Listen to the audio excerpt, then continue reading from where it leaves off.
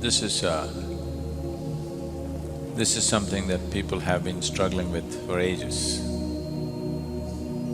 because these are two different types.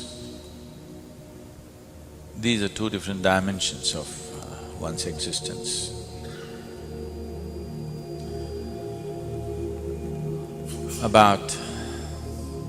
These two dimensions are about doing something, making something happen, and allowing something to happen to you. These are two different aspects. So now the question is, which is more, which is less? Can I do it all? Or there's nothing I can do, I have to just allow it? If you are capable of just allowing it, that would be very good for you. But if you are the kind who just allows things to happen to you, do not expect people around you to understand anything about you, because they will not understand. People around you cannot understand what it means to allow. Doing is something that they understand, but doing is a limited possibility, and doing is a very laborious process. It's like, if I want to bake bread, how much of it do you do? How much of it do you allow? There is an equal proportion of both. If you do not knead it hard enough, if you do not work to load the oven properly, if you do not set the right temperatures, which is all you're doing, it's not going to happen. But if you're not willing to allow, that you're willing to close it and simply sit there like a pregnant woman. Yes, baking… if you do not know how to bake bread, it is all as complicated as bearing a child. Yes. You have to sit there and wait. If you're too much of a doer, you want to open every few moments and look at it, you will not have bread, you will have something else.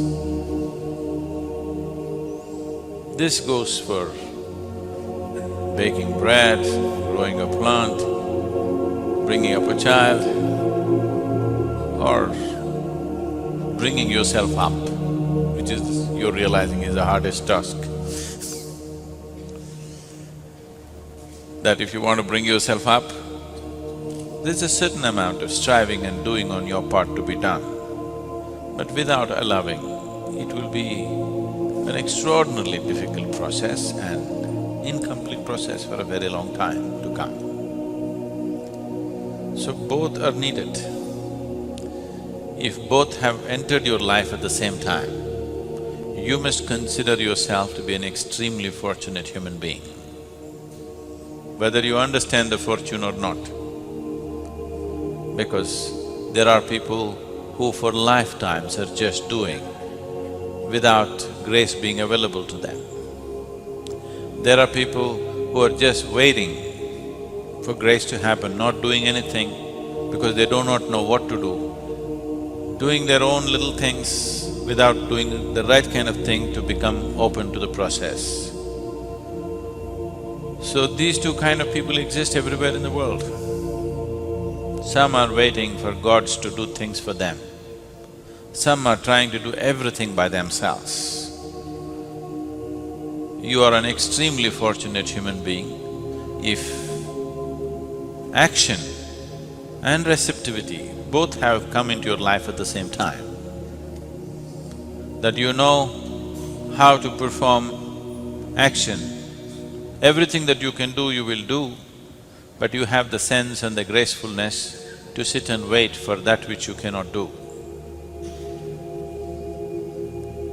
So, it is that dimension, it is this combination of these two that we are effectively delivering through Isha Yoga. That people learn to do something about themselves, at the same time, people learn the humility of waiting, the devotion. Devotion is needed, otherwise one cannot wait. If you do not look up to something, you cannot wait. So to be able to do everything that's needed, having the necessary tools and the empowerment to do things about your life, at the same time having the necessary sense and grace to wait and be able to receive, both these things need to happen. So if the question is pushed a little further, the question could be, can't I do it myself? Or the next question could be, will you write a self-help book, get yourself enlightened?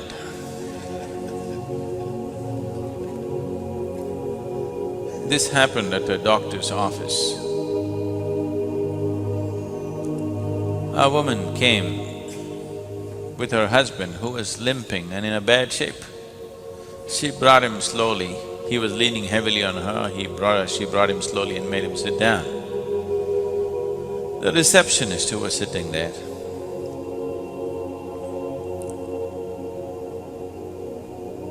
being sympathetic to the situation, said to the woman who brought this man, arthritis with complications? The woman said, no. Self-help with concrete blocks. So, self-help books sometimes have done things for people, good things for people. A lot of times they only injured themselves, broke things up, broke situations up in your life, because self-help is not always the right thing. But is it something that you don't do? No, you must do. So a combination of both is best. If you push one too far, you may lose your grounding. If you push your receptivity too far, not doing anything, you do not even know whether you're being receptive or just being lazy. If you try to do everything yourself, not allowing anything to be received,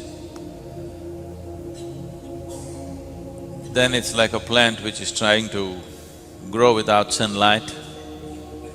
It will grow, but pale. It will not produce any flower or fruit.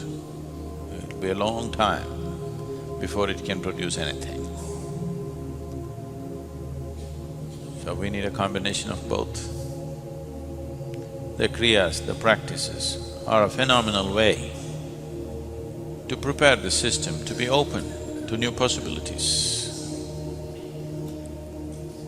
If your energies do not open up to new possibilities, then you're talking about a long drawn-out journey.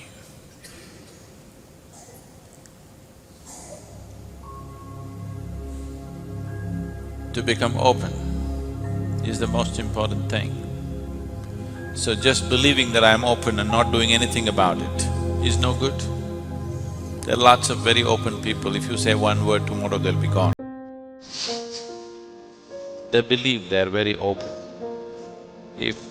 Even me, if I make as much as one comment about them, tomorrow they'll be gone. That open they are.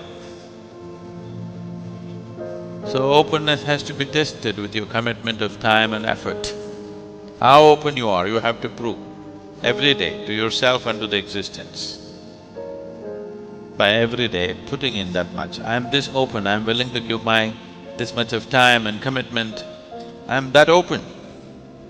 So your sadhana is a tool for opening you up and also a test for your openness, both ways. So these are inseparable, you cannot separate them. If you separate it, it is an unrealistic separation, which does not work, largely does not work.